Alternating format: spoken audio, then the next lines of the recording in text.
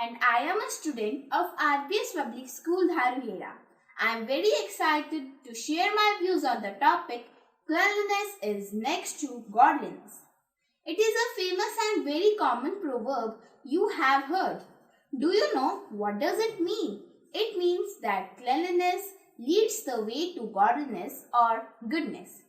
Cleanliness brings good and positive thoughts in our mind, which slows down the occurrence of diseases.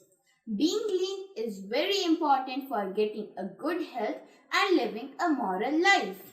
Maintaining cleanliness is an essential part of healthy living because it is the cleanliness only which improves one's personality by keeping clean externally and internally.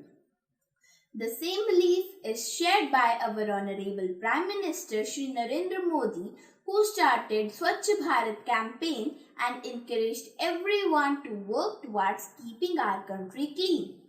It is the responsibility of each and every citizen of the country to keep their surroundings clean, as dust and dirt causes many diseases. The clean surroundings not only protect us against diseases but also improves our state of being. Clean surroundings also help us to improve our health and hygienic conditions and promote sustainable development. Mahatma Gandhi once said that sanitation is more important than independence.